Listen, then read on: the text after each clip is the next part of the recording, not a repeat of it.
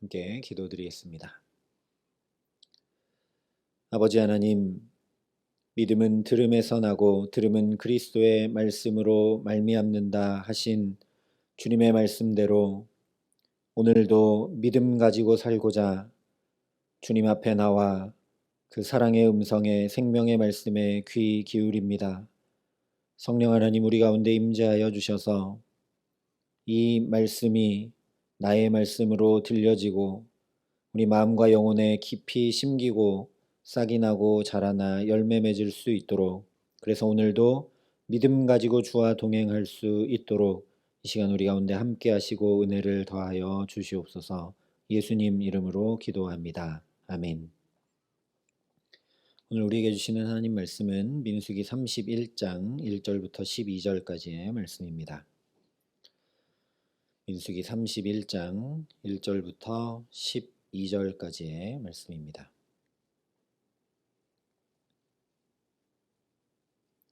민수기 31장 1절부터 12절까지 말씀을 제가 봉독해 드리겠습니다. 하나님의 말씀입니다.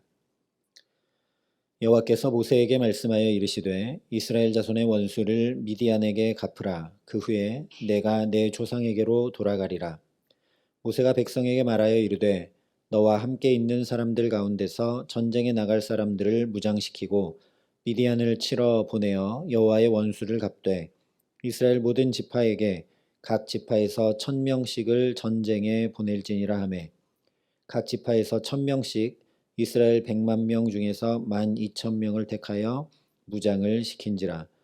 모세가 각 지파에 1000명을 싸움에 보내되 제사장 엘르아살의 아들 비느하스에게 성소의 기구와 신호 나팔을 들려서 그들과 함께 전쟁에 보내매 그들이 여호와께서 모세에게 명령하신 대로 미디안을 쳐서 남자를 다 죽였고 그 죽인 자 외에 미디안의 5왕을 죽였으니 미디안의 왕들은 에위와 레겜과 수르와 후르와 레바이며 또 부올의 아들 발람을 칼로 죽였더라.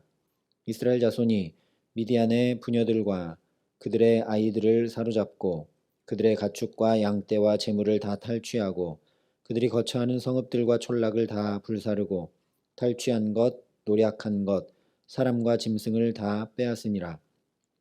그들이 사로잡은 자와 노략한 것과 탈취한 것을 가지고 여리고 맞은편 요단 강가 모압 평지의 진영에 이르러 모세와 제사장 엘르아살과 이스라엘 자손의 회중에게로 나아오니라. 아멘.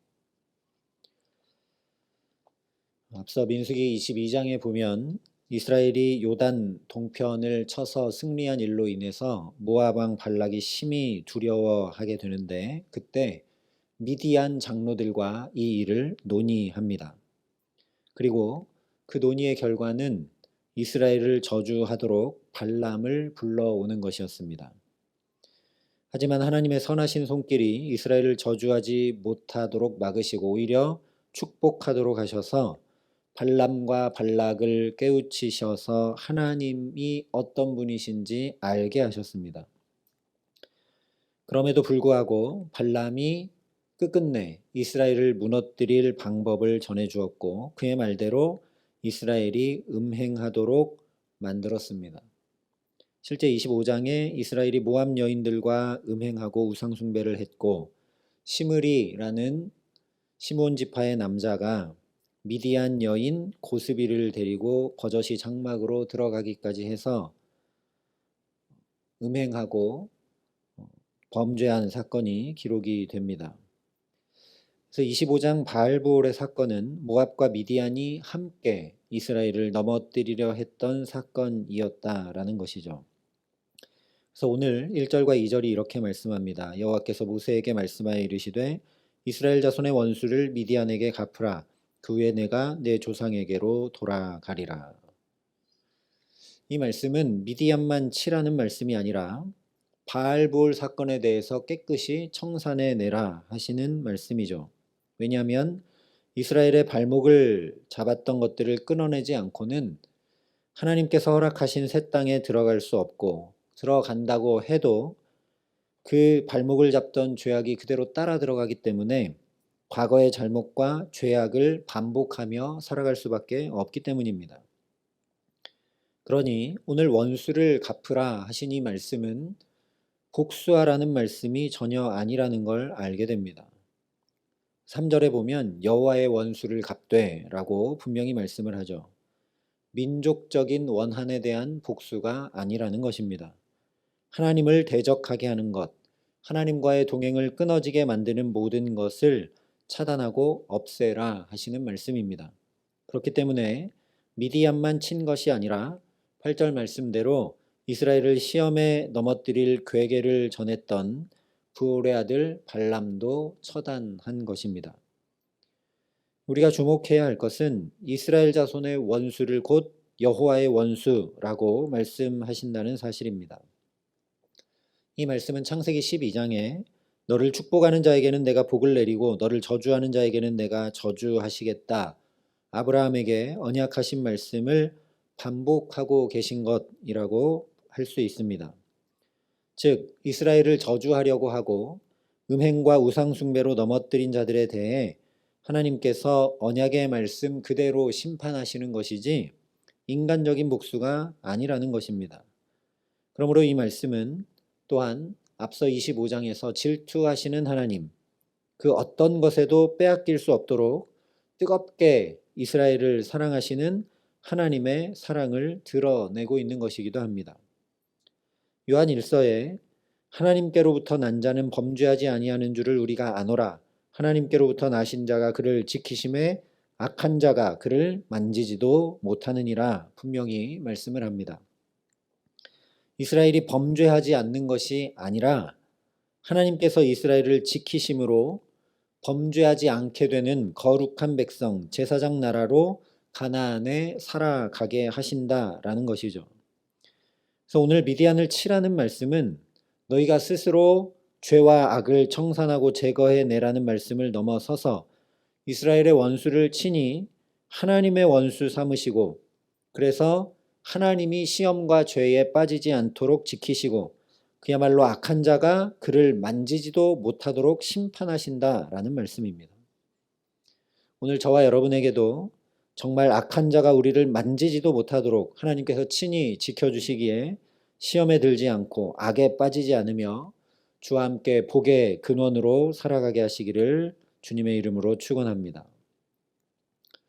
이 원수 갚음이 복수가 아니라 하나님의 심판이고 이스라엘을 지켜 보호하심이다 라는 사실이 실제 미디안과의 전쟁에 그대로 드러납니다. 26장에서 두 번째 인구조사를 시행했을 때 이스라엘의 20세 이상으로 능히 전쟁에 나갈 만한 남자의 숫자는 60만 1730명이었습니다. 그런데 오늘 4절과 5절에 이렇게 말씀을 합니다. 이스라엘 모든 지파에게 각 지파에서 1000명씩을 전쟁에 보낼지니라 하매 각 지파에서 1000명씩 이스라엘 100만 명 중에서 12,000명을 택하여 무장을 시킨지라. 인구조사했던 것 그대로 60만 대군을 이끌고 나가면 쉽게 미디안을 쳐서 이길 것 같은데 하나님은 12,000명만 나가라 말씀을 하십니다. 왜냐? 이 전쟁은 이스라엘의 전쟁이 아니라 하나님의 원수를 갚는 전쟁, 즉 하나님의 전쟁, 하나님의 심판이지 이스라엘 군대의 숫자에 달린 전쟁이 전혀 아니기 때문입니다. 그래서 6절 말씀대로 제사장 엘르아살의 아들 비느하스에게 성소의 기구와 신호 나팔을 들려서 그들과 함께 전쟁에 보내고 있는 것이죠. 이게 군대 숫자에 달린 전쟁이라면 굳이 성소의 기구, 즉 하나님의 법궤와 또 전쟁을 시작할 때 불라고 하신 나팔, 그리고 제사장 엘르아살의 아들 비느하스까지 내보낼 이유가 없습니다. 한 명이라도 더 군인을 내보내야 되겠죠. 그러니 이것은 이스라엘 입장에서 보면 믿음의 시험이기도 합니다. 인간의 논리와 계산과 경험과 합리에 맞지 않기 때문이죠. 그러나 하나님의 말씀에 순종해서 이 12,000명만 전쟁하러 나가자 7절부터 12절에 말씀한 대로 승리하게 됩니다. 그리고 이 하나님의 심판에 이스라엘이 동참하여 치른 이 전쟁을 통해 이제 저 가나안 땅의 7 족속을 어떻게 몰아내야 되는지 이스라엘이 온 삶으로 예행 연습을 하게 하신 것이기도 합니다. 아, 전쟁은 하나님께 속한 것이구나. 우리의 능력이나 사람의 많고 적음에 달린 것이 아니구나 하는 것을 분명히 경험하고 체득해서 저 가나안 땅에서도 오직 하나님과 동행할 수 있도록 믿음을 더해주고 계신 하나님의 사랑이라는 말씀입니다. 그러니 오늘 우리도 감당하기 어렵고 계산이 나오지 않는 우리 현실 속에 이 하나님 바라보게 하시기를 간절히 기도합니다. 이 하나님 바라보고 나아가라고 오늘도 이 첫 시간 저와 여러분을 여기 부르셨으니 기도함으로 우리에게 믿음 더해 주시고 하나님 의지하여 살아가도록 붙드시는 그 하나님의 사랑을 충만히 덧입어 오늘 이 하루를 믿음에서 믿음으로 나아가며 살아가게 하시기를 예수님의 이름으로 축원합니다. 우리 부족한 지혜로는 잘 이해하지 못하지만 정말 하나님은 사랑이시다, 하나님은 사랑이시다 하는 것이 우리 모든 삶을 하나님의 사랑으로 여전히 붙드시고 덮으시고 계신다라는 것이 오늘 말씀의 모세를 통해서도 분명하게 드러납니다. 2절에 이렇게 말씀합니다. 이스라엘 자손의 원수를 미디안에게 갚으라. 그 후에 내가 내 조상에게로 돌아가리라. 하나님께서 모세에게 가나안 땅에 들어가지 못한다. 형 아론처럼 너도 죽을 것이다. 이미 말씀해 주셨는데 오늘 모세에게 이제 이 전쟁을 마치면 너도 죽게 된다라고 말씀해 주고 계십니다. 이것은 다시 말하면 모세에게 하나님께서 마지막 사명을 주고 계신 것이죠. 그런데 앞서 모세가 하나님으로부터 자기가 죽을 것이라는 말씀을 들었을 때 가장 먼저 염려했던 게 뭐였냐면 이스라엘의 지도자가 없어서 목자 없는 양처럼 유리 방황할까 봐 모세가 염려하며 하나님 앞에 기도했습니다. 이 모세의 간구를 들으신 하나님께서 그래서 여호수아를 후계자로 안수하여 세우게 하셨죠. 그런데 이에 더해서 오늘 이 미디안과의 전쟁을 통해 이스라엘을 하나님께서 어떻게 붙들고 계시는지 분명히 모세가 보게 하심으로 그 모세의 염려를 지금 씻어주고 계십니다. 지도자가 있느냐 없느냐의 문제가 아니라는 걸 모세에게 또 보여주고 계시는 것이죠. 하나님이 이스라엘과 함께하면 숫자의 많고 적음, 지도자가 있고 없고 아무 상관없이 전쟁에서 승리하는 것을 모세에게 보여주심으로 모세가 자기가 죽고 이 이스라엘이 어떻게 될까 염려하는 그 염려를 다 씻어주고 계신 것이라는 말씀입니다. 그뿐만 아니라 여호수아를 안수하여 후계자로 세웠음에도 불구하고 여전히 모세를 통해 말씀하시고 역사하고 계십니다. 아무리 여호수아가 지도자로 세워졌어도 모세가 하나님 품으로 돌아갈 때까지 한마디로 그의 인생 끝까지 하나님께서 그에게 주신 직임과 사명을 거두지 않으신다라는 것이죠. 이것을 우리가 좀 거꾸로 뒤집어 생각할 필요가 있는데 모세가 여전히 살아있다라는 것, 심지어 후계자 여호수아가 세워졌는데도 모세가 여전히 살아있다라는 건 하나님께서 그를 통해 행하실 일, 즉 소명과 사명이 남아있기 때문이라는 말씀입니다. 어쩌면 오늘 말씀에서 이것이 가장 중요한지 모르겠습니다. 오늘 우리에게 이렇게 생명을 또 주신 것은 나를 통해 하나님이 오늘도 행하실 일이 있기 때문이라는 것입니다. 모세처럼. 우리가 이것을 알면 이 하루를 절대 그냥 살아갈 수가 없습니다. 하나님이 오늘 나를 통해 기대하고 소망하고 이루실 일이 분명히 있어서 내게 생명 주셨기 때문입니다. 그러니 저와 여러분이 오늘도 그 하나님 때문에 소망을 가지고 믿음을 가지고 이 하루 정말 하나님과 동행하기를 간절히 사모하며 걸음걸음마다 살아갈 수 있기를 간절히 소망합니다. 그렇기 때문에 또 말씀을 듣게 하시는 것입니다. 모세가 그냥 살아있기만 하고 죽지 않고 생명만 있고 그에게 말씀이 들려오지 않았다면 가나안 땅에 들어가지도 못하는 나날들 그리고 이미 후계자도 세워져 있기 때문에 어쩌면 가시방석처럼 그 날들이 그저 괴로움의 연속이었을 뿐일지 모릅니다. 그야말로 할 일 없이 소망 없는 시간만 보내게 되었을 것입니다.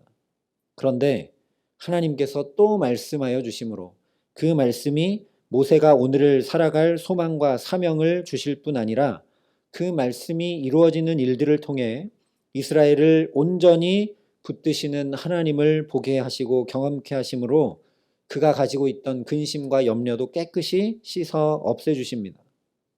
이 하나님이 저와 여러분의 아버지 하나님이십니다.